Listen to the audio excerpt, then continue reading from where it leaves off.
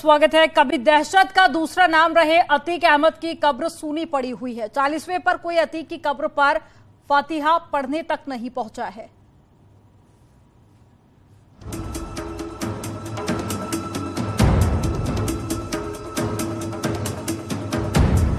अतीक अहमद और उसके भाई अशरफ की हत्या को 40 दिन पूरे हो गए।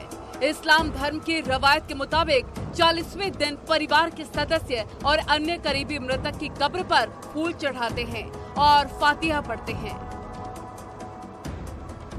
लेकिन जिस पैतृक कब्रिस्तान कसारी मसारी में अतीक अहमद और अशरफ को दफनाया गया था, वहां 40वें दिन भी कब्रिस्तान में सन्नाटा पसरा रहा।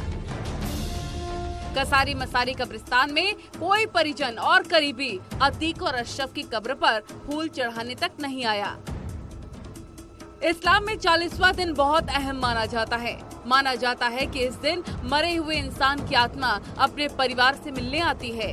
40वें दिन चहल्लुम का फातिहा दिया जाता है और गरीबों को खाना खिलाया जाता है। ये दिन मरने वाले की शांति के लिए प्रार्थना का दिन होता है और परिवार वाले ही इस रस्म को पूरा करते हैं। लेकिन अतीक और अशरफ की रूह की शांति के लिए कोई फातिहा पढ़ने तक नहीं आया। इसी कसारी मसारी कब्रिस्तान में अतीक और अशरफ की कब्र के पास ही अतीक के बेटे असद की भी कब्र मौजूद है, लेकिन असद की कब्र के पास भी कोई नहीं आया।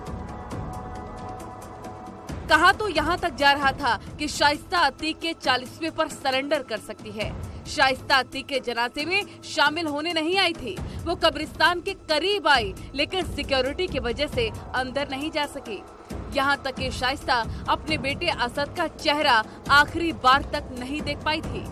इसके बाद माना जा रहा था कि हो सकता है अतीक के 40वें पर शाइस्ता सामने आ जाए और सरेंडर कर दे और आखिरी बार अपने शौहर के लिए रस्म अदा कर दे, लेकिन ऐसा कुछ नहीं हुआ।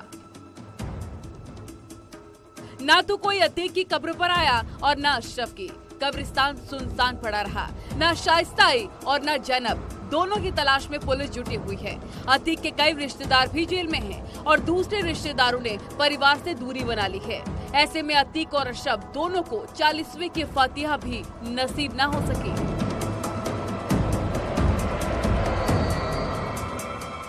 और आप देख सकते हैं कि ये कब्र जो है वो अतीक अहमद की है और दूसरी कब्र उसके बगल में वो उसके छोटे भाई अशरफ की है, जबकि सामने एक जो कब्र है वो अतीक अहमद के बेटे असद की कब्र है।